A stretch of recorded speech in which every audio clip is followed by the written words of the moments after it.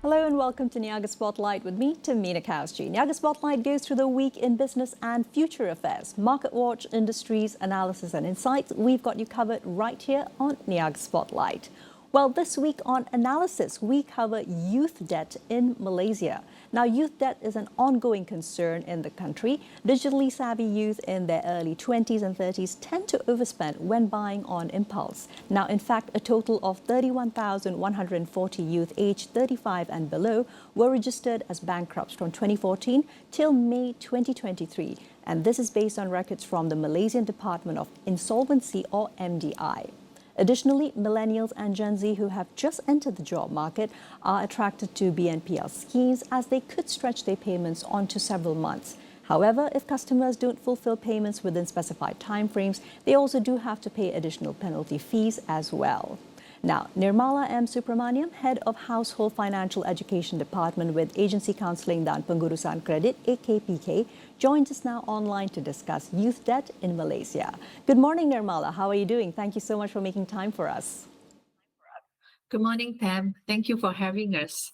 Wonderful. Now, Nirmala, could I get started by asking you, as of 2023, what are the main causes of Malaysians in debt and which age group is most common coming up to AKPK for your debt restructuring programs?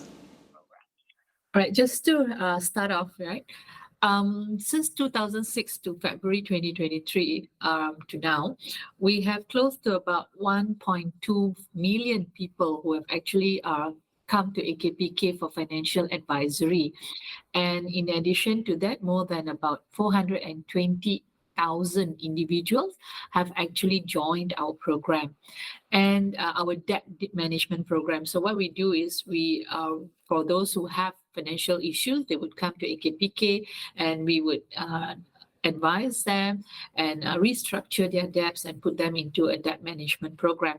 So we have close to about 420,000 individuals who have enrolled into our program. And out of this, if we were to look into the stats of what are the age group that comes to us, mainly about 41.8% of the total number are those of the age of 30 to 40 years old. So, and followed by those age 40 to 50 years old, about 28%. Yeah.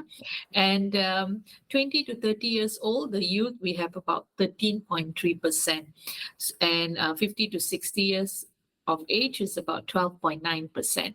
So when we look at 30 to 40, this is one of the most vulnerable age, I would say, even if we were to compare with the nation insolvency age group for bankruptcy, there's also a majority of those coming from this age group.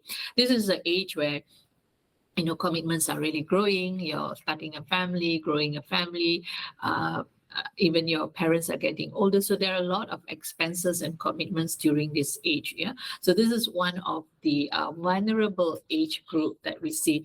And if we were to look at the credit facilities of those who are coming to us, the top credit facilities we structure are credit cards, 55.3%, followed by personal loans, about 32.3%, housing loans, about 4.7%, hire purchase, about 4.5%, and other loans, about 4.2%.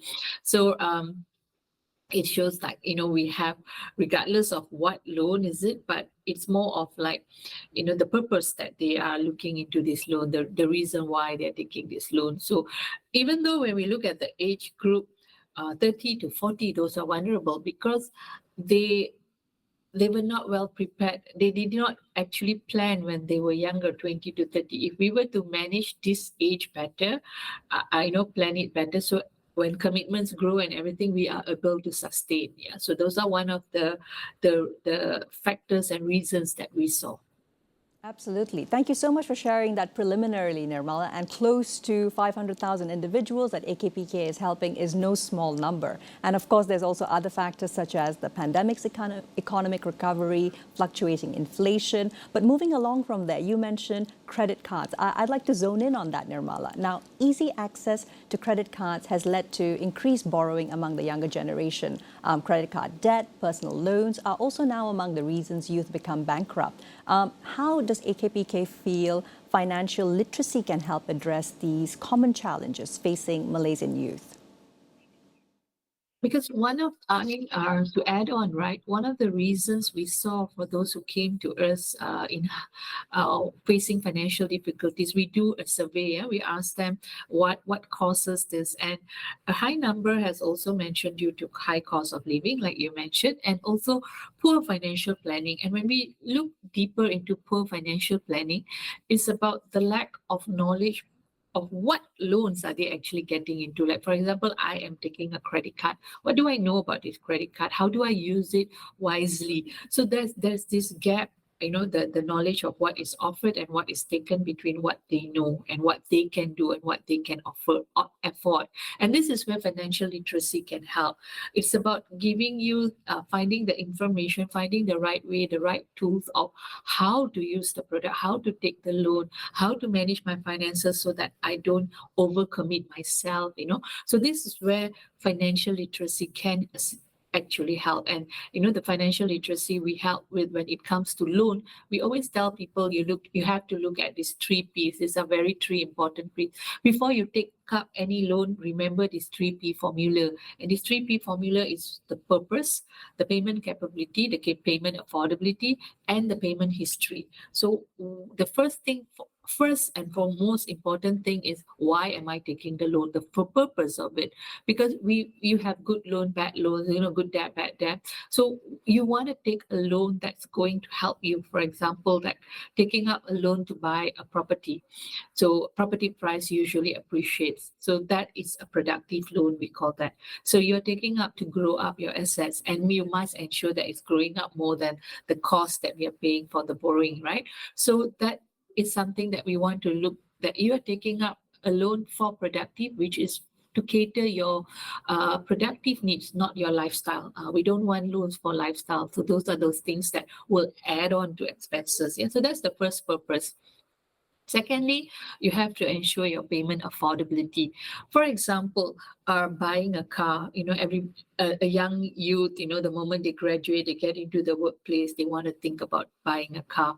And when we think about buying a car, we think about the affordability. Okay, this is my salary and this is the installment that I have to pay. But what we fail to see is, what about the other expenses that's coming for the car? What about the petrol usage? This is all because by taking up this facility, I'm going to add on to my expenses, petrol, the yearly insurance, road tax renewal, and then you have maintenance and things like that. So what about this affordability? Did I calculate this into my payment affordability? Can I really afford it? And of course, when taking up a loan, we always go with this debt to income ratio to say that ensure that your monthly repayment does not exceed 40% of your income, net income. Yeah. So we don't want you to be overcommitted. So these are things that a person needs to analyze. Look, can I really afford it? Can I really buy it? And things like that. And payment records. We know that you have to maintain a good credit score. So that's really, really important. And it's important for you to assess what's your credit score. Are you eligible to the loan? Is it available for you? So this is something that you want to know, right?